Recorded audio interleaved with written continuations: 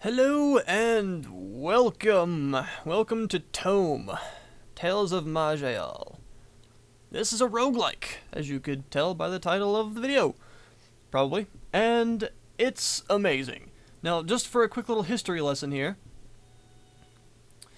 this game was released originally in 1998 as Tales of Middle-earth, because it was a very popular thing back then to make roguelikes based on Tolkien's world and Dungeons & Dragons. Those are pretty much the two most common realms for roguelikes to take place in. Now, after a certain time, about 3 years ago, ToME became ToME 4.0. And ToME 4 was redesigned as Tales of Maj'Eyal. It is no longer related to Lord of the Rings, the work of Tolkien, Dungeons & Dragons. It's its own IP. I've been following ToME personally for about 2.5 years now, since I think beta 15 or 16. It has since went through many up to about beta 49 or something like that, and eventually finally became 1.0 and was out of beta and was released as a full game. It's free to play if you want, but you can buy it on, I believe, Desura for like $10. And there are a couple of features that you can access in-game that are exclusive to buying it. This isn't... it's not like a pay-to-win kind of thing. It's just a few extra features. It's nothing like you're missing out on the game. This is one of my favorite roguelikes of all time because of the variety of gameplay and just how fun it is. So let's get into it, and I'm going to show you the character creation because this is very cool. The things you can do, the things you can make, this will show you the variety. So, you have races. Humans. 2 different kinds of humans that have different stats, and everybody has different sort of stat modifiers, a different amount of life per level, and how much a penalty to the amount of experience they gain, as well as a talent tree just for themselves. So higher are basically magical humans, and Cornac are very basic humans. These are some of the most adaptable people in the game. You've got elves, halflings, dwarves, yeek, which are these, very weird things. They're pretty, feeble, but as you can see, they have the dominant will talent, which they can basically mind control people. You can even make undead in the form of ghoul and skeletons. The skeletons are pretty fun to play. And constructs. A runic golem, very neat. Now, the real meat is in the classes. There are like a million of them. Warrior, Rogue, Mage, Wilder, all of these are just categories. So, Warrior has all of these guys. Berserker, Bulwark, Archer, Arcane Blade, Brawler.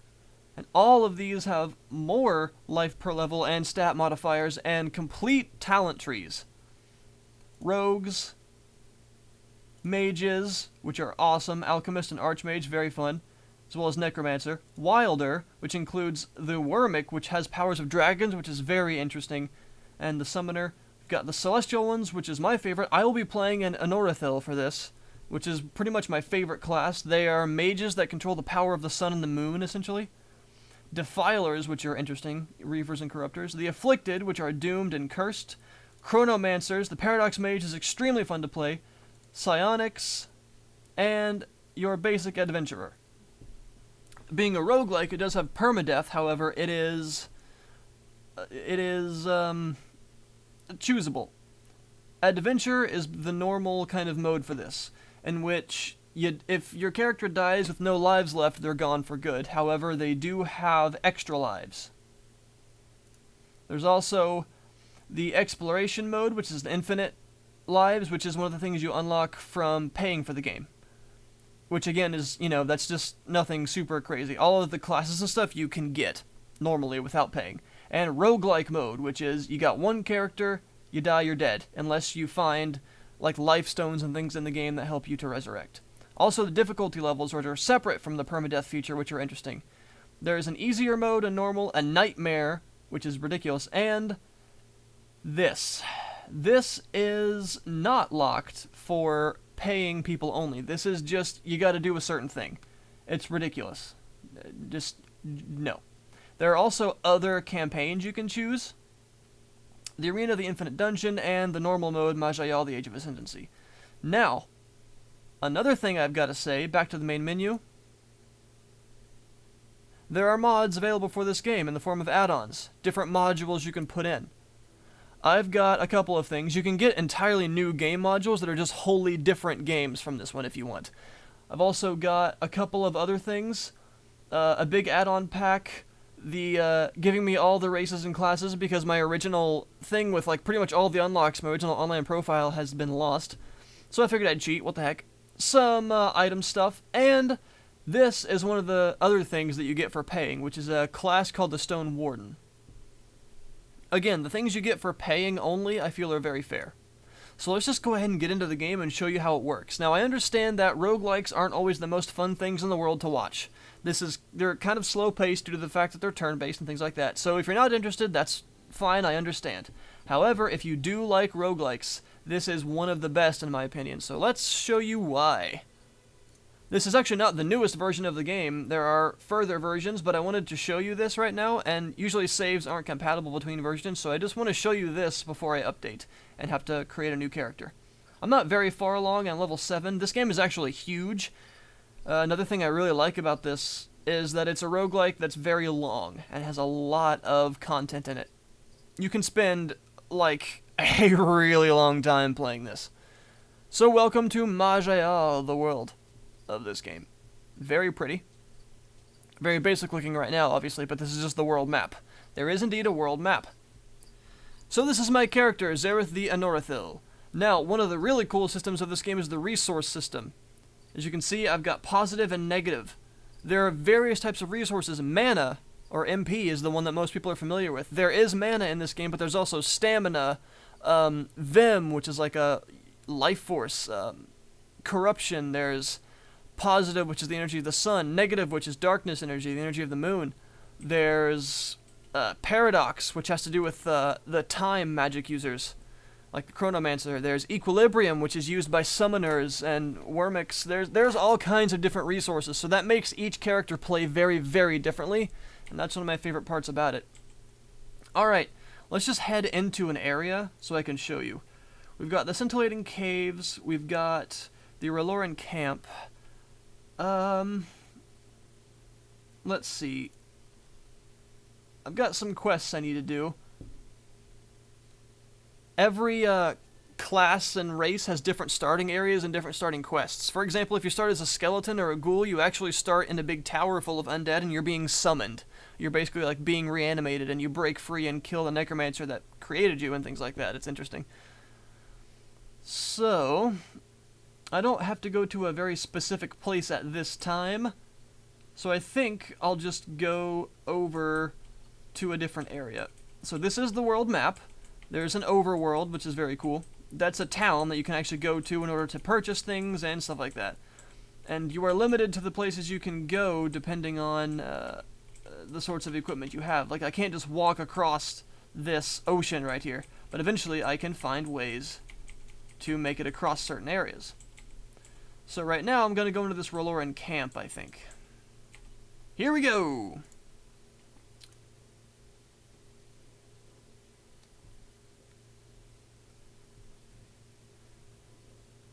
Alright, here we are, into the Eidolon camp. Just like a standard roguelike, all of the levels, although they are technically called the same things and have the same tile sets and enemies, the layouts and the items and the enemies found within, as far as like where and how many and stuff like that, it's randomized. So right now I just happened to find an iron war axe, because why not? Now, let me explain my powers. I control the powers of the sun and the moon, so I've got some crazy stuff.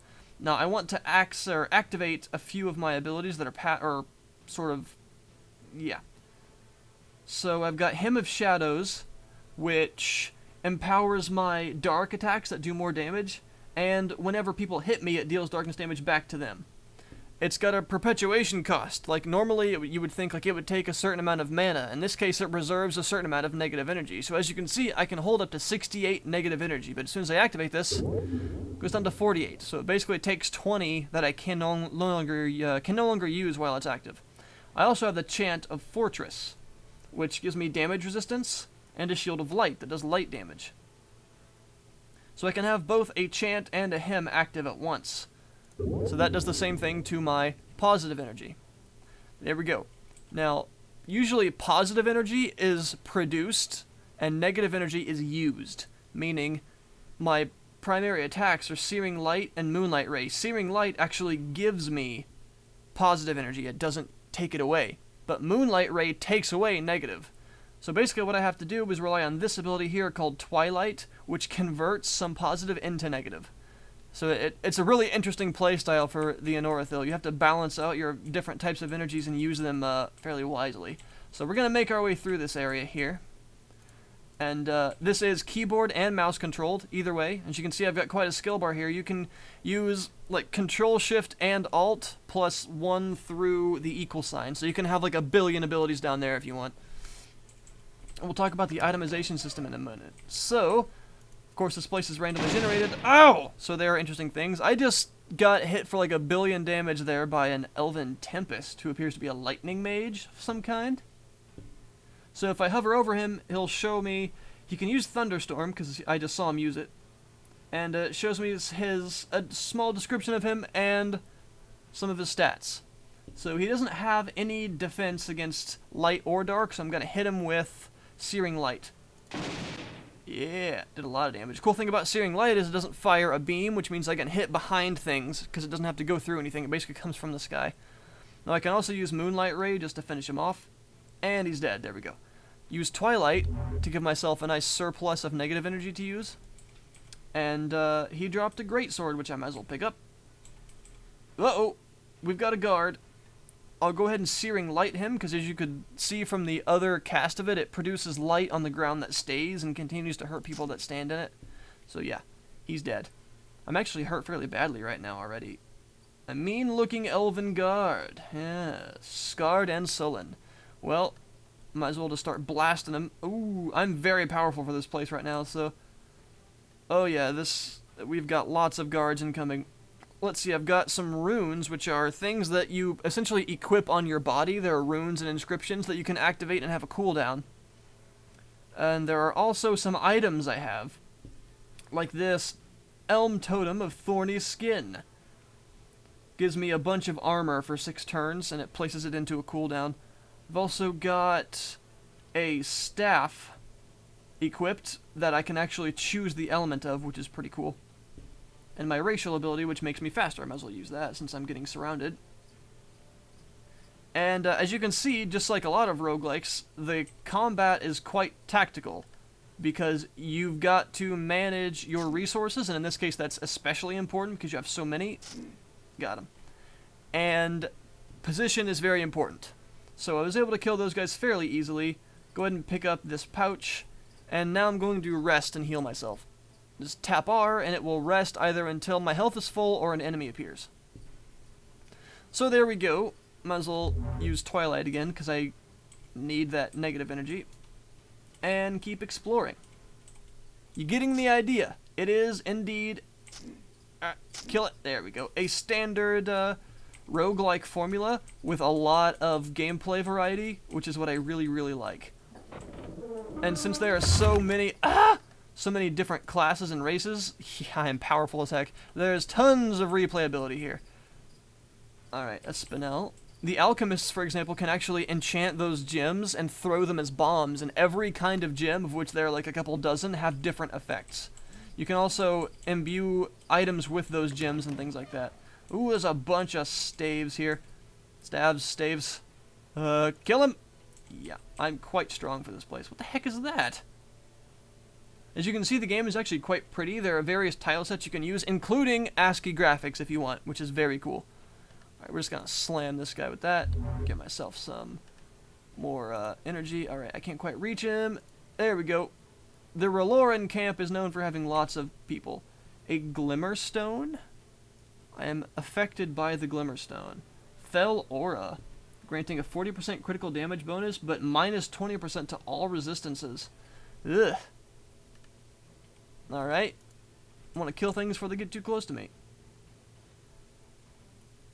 Alright, that's interesting. I've never seen one of those before. A lot has changed in this game over the years, including the interface being very pretty now. Alright, I'm just going to pick up all this stuff, and there are these various letters and scrolls and things you can find that actually tell you the lore of the area, which is cool. So this, lore found, letter for Raloran camp. We must be on guard. The Council of Elders is desperate to find us, to hunt us down and suppress us. But we will not be suppressed. We have our rights. Their scouts try to track us down, and their spies try to infiltrate our numbers. They cannot accept any others having power or any voice but their own being heard. We have split away from our people, and we follow our own path now. We are outcasts. They call us renegades, anarchists. They think of us as nothing but vermin to be crushed underfoot. But we will not endure their cruel suppression.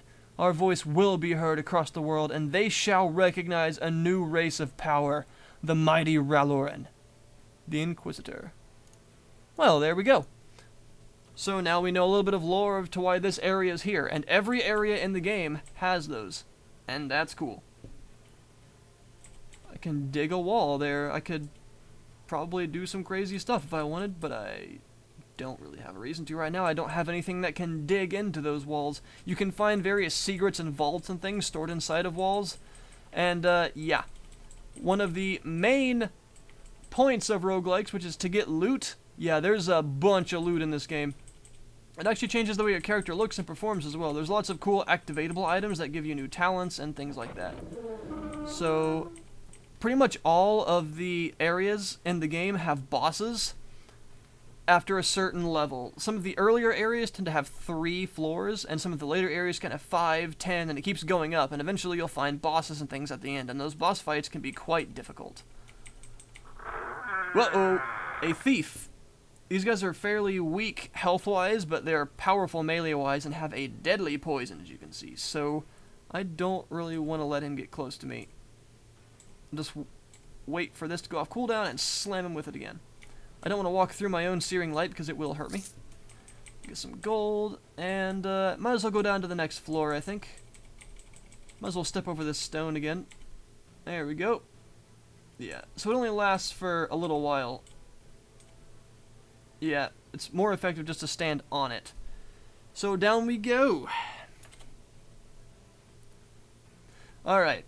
Now, you didn't used to, what's called a transmogrification chest. Essentially, it's like a Heraldric cube. It sells everything automatically and transforms into gold. So everything I just picked up, well, most of what I picked up except for gems and a couple other things, are automatically put into the chest, and I have to decide if I want to keep any of it when I change floors. So these staves, mine is an ash staff, which is much more powerful than these elm staves, so there's no need for me to keep that. This armor, I have a special robe, these robes of deflection here, so there's no need for me to get that. And this is a nice shield, but staff, two-handed, so nope, I'm good. We're just gonna keep on going, I think. No, we're good. Let us continue. Just got a bunch of gold for all that. As you can see, it says you feel very confident walking into this place, which essentially means I'm a bit over-leveled for it. Now, let's actually talk about the inventory here. There's some very, very cool stuff in this game. I've got a neat ring. You can get lanterns of different kinds. I've got the mighty girdle and the robes of deflection, and an ash star staff of wizardry that I've attuned to do darkness damage because it benefits from my darkness buff. I've got an amulet that I want to enchant, and I've got some agates and a spinel. As you can see, when used to imbue an object, it gives it defense +2, physical save +2, spell save, and mental save +2. So if I put that spinel into that amulet, and then wear the amulet, I'll get all those bonuses. But apparently, I can also wield the gem, which I don't think I can. I think you have to do that as like a mind slayer. You can telekinetically wield objects. I think that helps with that. But I really want to put that into the amulet because it gives me +1 of all the main stats. So I need to find the money and the person that can do that at some point. You can also have 2 sets of equipment if you want. And all your usable items and things you can place on the bar if you wish. You can even unlock all of the UI elements and resize them, scale them, push them around the screen however you want. You can also see all the lore you found if you want, which is very cool. And I believe, yes, my talent menu. got all these talents, so I can put them on my bar if I want. I've got even shows my passive talents, which I don't have any of right now. So, let us continue on.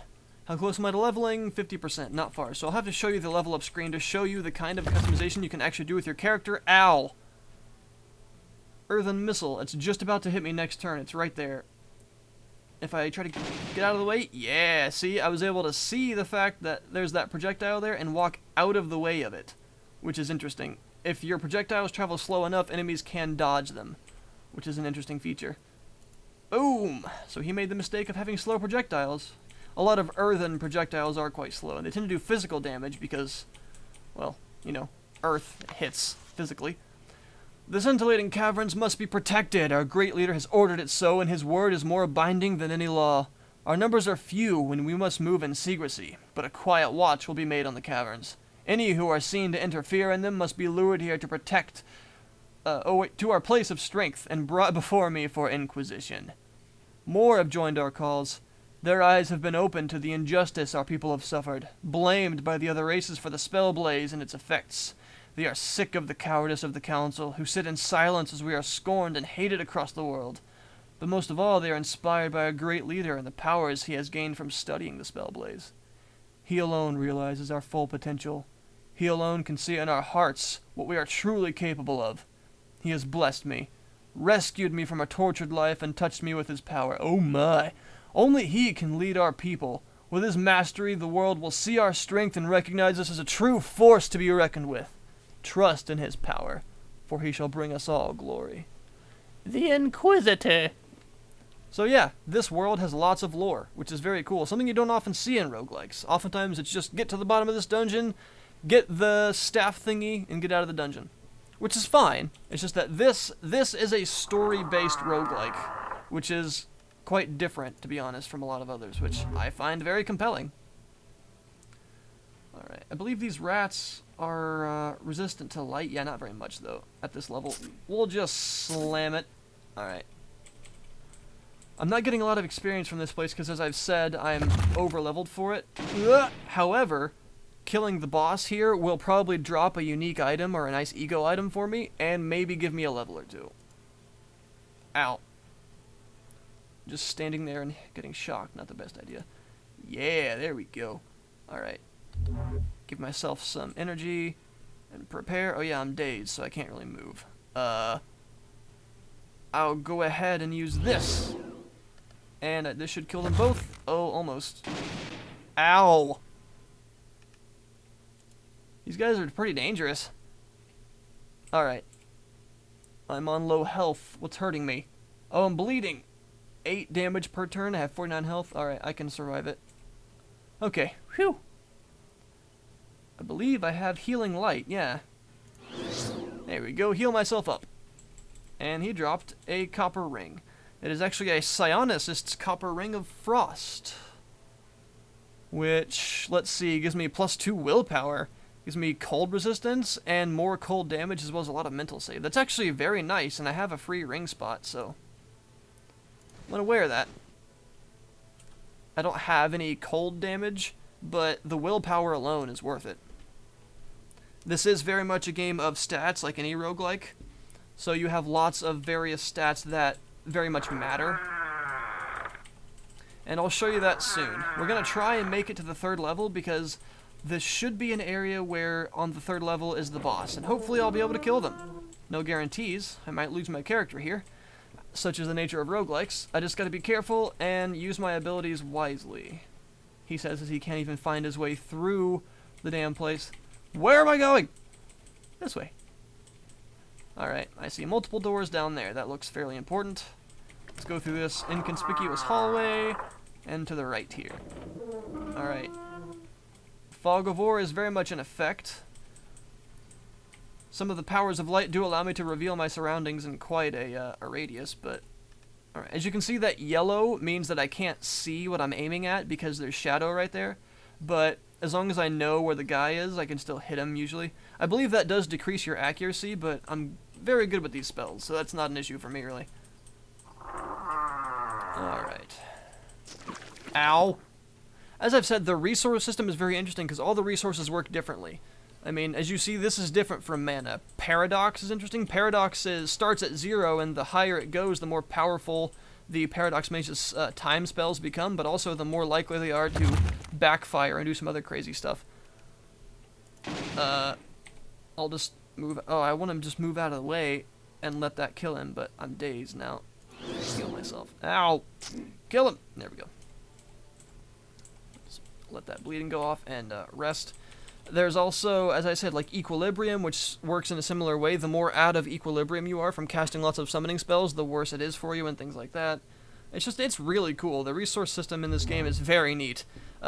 Doomed, I think, and Cursed, or is it actually Afflicted? They have Vim, which is like Life Force. There's also Hate, another one that's built by, it's built up by killing people and stuff like that. There are lots of resources besides just mana that work in lots of different ways. So they very much change the way you have to play your character, just aside from equipment and stuff. And I find that inherently awesome and very interesting. So, alright. Probably on the final floor of this, so... Boom! Kill this guy. Yeah, very nice. Alright, gotta be careful here because the boss could show up at any moment. This place is actually quite dark. Some of my other... Let's see, Sunflare, I believe, is the one that, yeah, lights the place up. I believe it also hurts people, blinds them. Yeah, once I level it up to 3, it also does damage, but right now it's only 1, so. You have talent levels that can be modified by equipment and stuff, and there's a lot to this game and its mechanics, and I find that, extremely compelling. Ow, ow. I want to be at full health as much as I can on this floor. I find the variety in gameplay very compelling in roguelikes, and this is pretty much unmatched in my opinion as far as how varied the gameplay is. Alright, hang on, we've got a Tempest, which is more of a threat than that guard, so we're gonna slam this Tempest here. Ow! I'd like to position myself so I could hit both of them. So let me back up a bit. Oh, that killed him. Never mind, might as well just shoot around the corner and kill him too. Sweet. Heal myself before I walk in.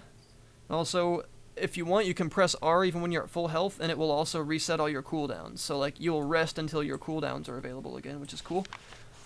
I have great news! Our glorious leader has written to me, telling me of his travels. He is on a great pilgrimage, a holy quest to discover more about the Spellblaze and its powers, so that we may know the truth about it to the world, show the truth about it to the world.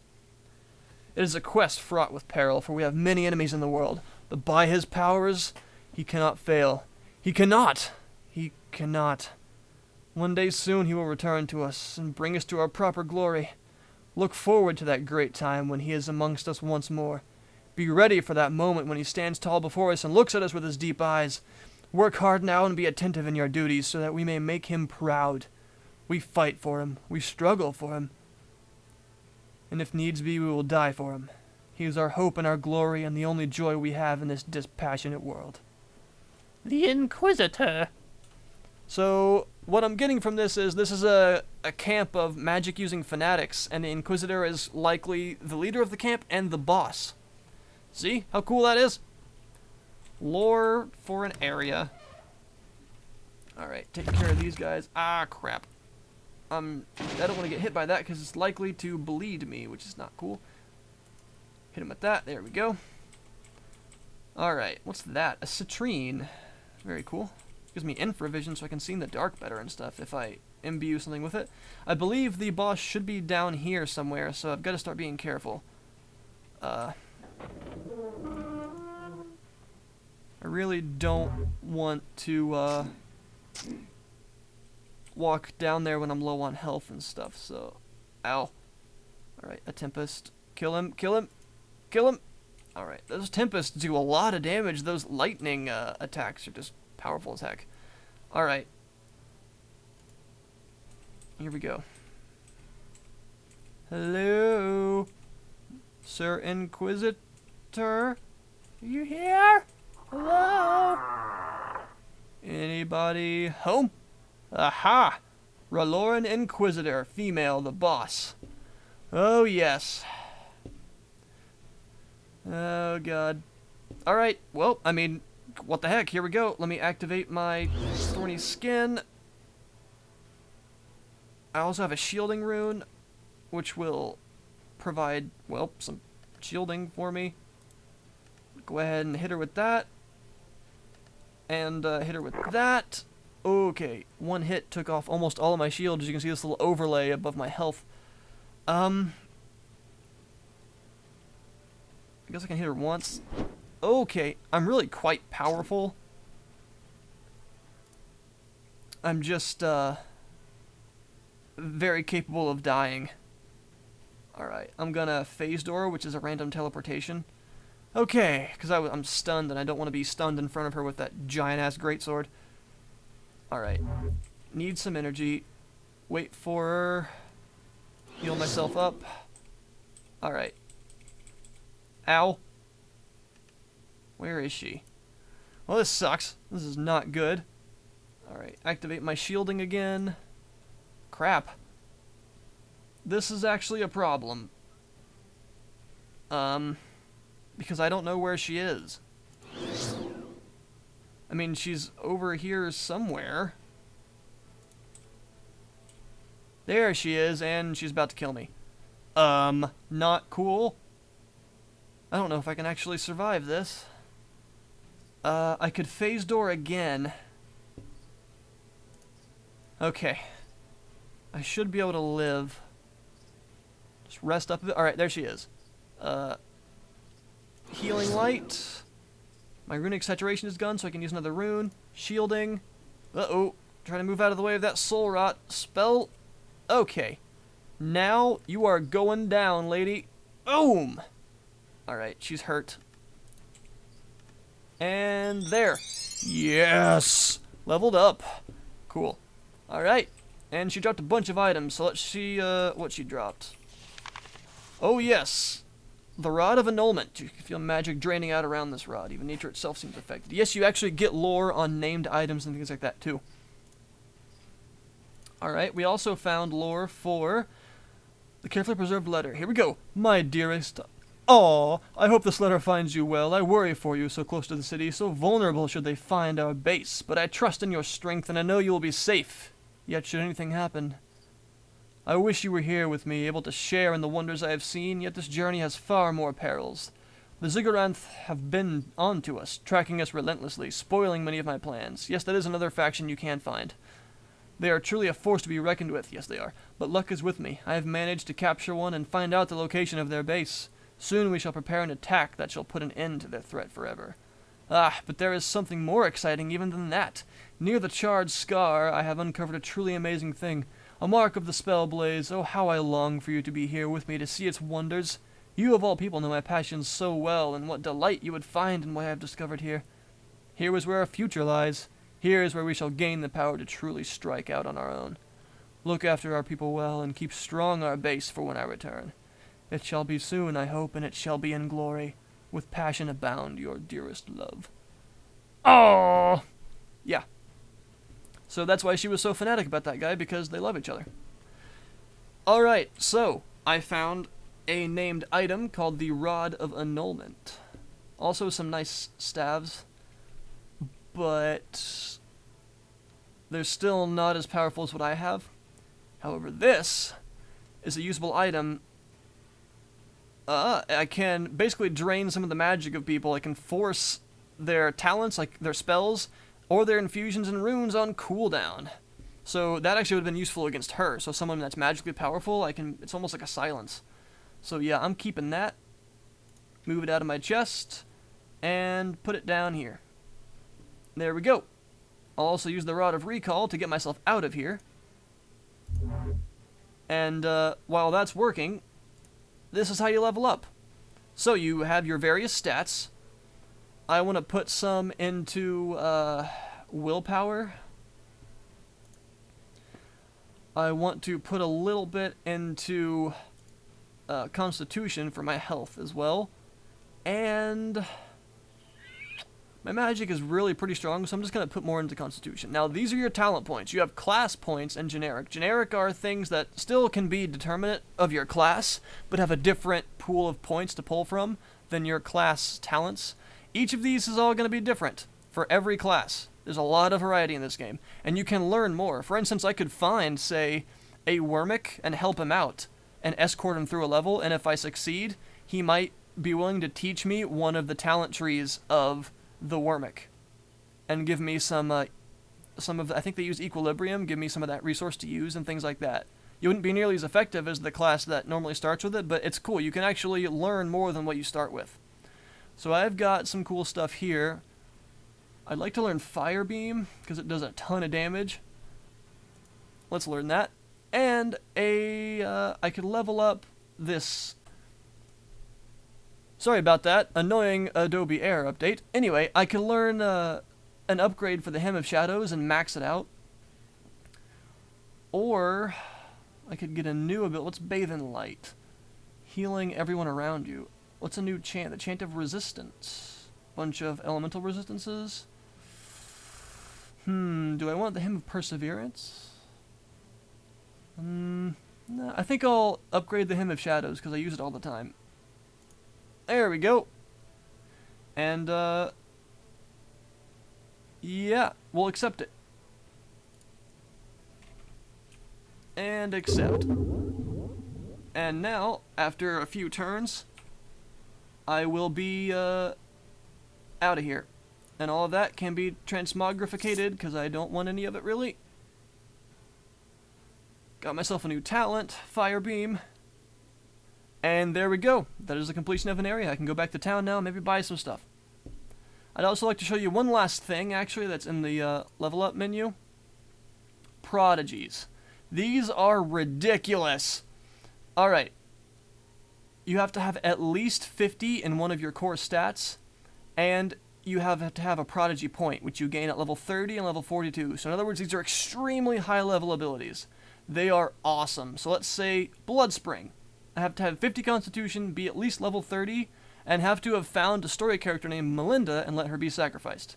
Now, it is a passive that deals a ridiculous amount of blight damage to people around me if I get hit really hard, and heals me a bunch, which is ridiculous, and it scales with Constitution. So as much damage as that is, my Constitution is only 21. It has to be at least 50 to learn it, so by that time it'll be like 400 blight damage. There are lots of damage types in this game as well, which is very cool. I love damage type variety. Draconic Body. Something that allows me to be close to the Draconic world. I'm not sure how to do that, but if I do, I can get this. So I get healed. It's almost like a cauterize effect. There are also some really cool ones. Let's say there is actually a cauterize, which is identical to the World of Warcraft talent. There's one that I wanted to show. Where is it? It's really cool. I kind of want it. Crap. What's Garkol's Revenge? Oh, wow. 1,000% more damage to constructs? That'd be ridiculous. I have to find some lore in order to use that, though. Some of these are active, some are passive. There's all kinds of them. This is it. Meteoric Crash. I have to have witnessed a meteoric crash. I don't know when or where that happens, but if I witness it, then I can unlock this at level 30. With my willpower up to 50. It is a passive that randomly causes a freaking meteor to crash down when I cast spells. Holy crap, I want that. And there's some other really cool stuff too. Elemental Surge is just a ridiculous damage bonus. And yeah, there's some really cool stuff you can get here. So yeah, your character is very customizable. There are tons of talents. This is only for one class of many. Each class plays differently and they're all very unique. So, folks, this has been Tales of Maj'Eyal. It is still being updated to this day. The last update got released very recently. I hope you enjoyed this look, and thanks for watching. Go download it. I will post the link in the description to their site. Again, you don't have to buy it if you don't want to, but it is nice to donate. And feel free to look at some of the add-on modules that add some other cool stuff to the game, including races and classes that are very well thought out and balanced. So, I'll see you guys next time.